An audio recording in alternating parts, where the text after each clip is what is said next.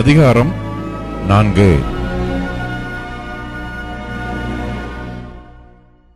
ஆதலால் கர்த்தர் நிமித்தம் கட்டுண்டவனாகிய நான் உங்களுக்கு சொல்லுகிற புத்தி என்னவெனில், நீங்கள் அழைக்கப்பட்ட அழைப்புக்கு பாத்திரவான்களாய் நடந்து மிகுந்த மனத்தாழ்மையும் சாந்தமும் நீடிய பொறுமையும் உடையவர்களாய் அன்பினால் ஒருவரை ஒருவர் தாங்கி சமாதான கட்டினால் ஆவியின் ஒருமையை காத்துக்கொள்வதற்கு ஜாக்கிரதையாயிருங்கள்.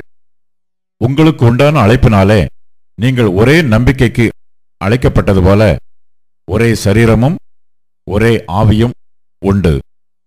ஒரே கர்த்தரும் ஒரே விசுவாசமும் ஒரே ஞானஸ்நானமும் எல்லாருக்கும் ஒரே தேவனும் பிதாவும் உண்டு. அவர் எல்லார் மேலும் எல்லாரோடும் உங்கள் எல்லாருக்குள்ளும் இருக்கிறவர். கிறிஸ்துவனுடைய ஈவின் அளவுக்கு தக்கதாக நம்மில் அவனவனுக்கு கிருபை அளிக்கப்பட்டிருக்கிறது. ஆதலால் அவர் உன்னதத்திற்கு ஏறி சிறைப்பட்டவர்களை சிறையாக்கி மனுஷர்களுக்கு வரங்களை அளித்தார் என்று சொல்லியிருக்கிறார்.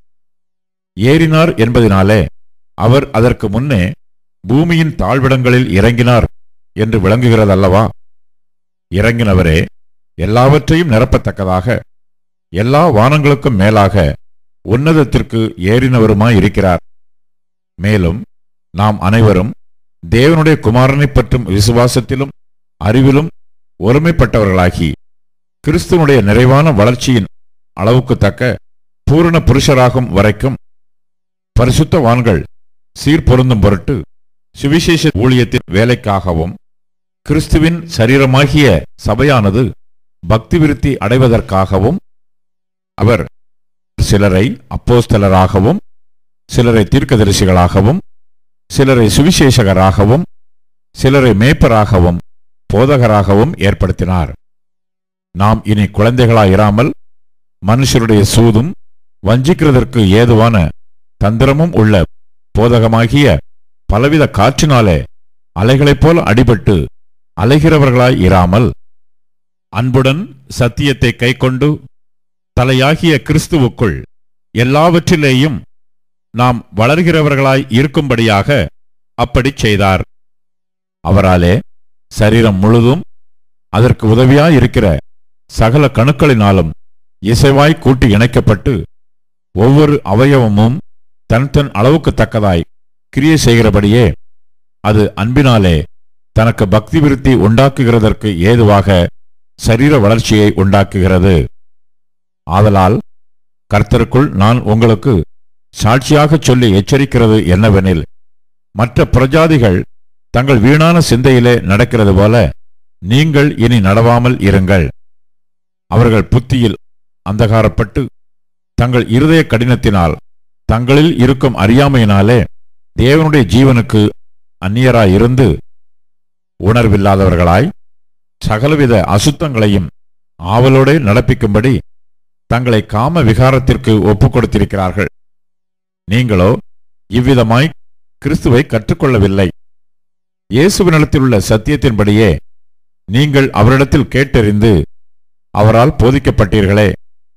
அந்தப்படி முந்தின நடக்கைக்குரிய மோசம்போக்கும் இச்சைகளாலே கெட்டுப்போகிற பழைய மனுஷனை நீங்கள் களைந்து போட்டு உங்கள் உள்ளத்திலே புதிதான ஆவி உள்ளவர்களாகி மெய்யான நீதியிலும் பரிசுத்தத்திலும் தேவனுடைய சாயலாக சிருஷ்டிக்கப்பட்ட புதிய மனுஷனை தரித்துக் கொள்ளுங்கள்.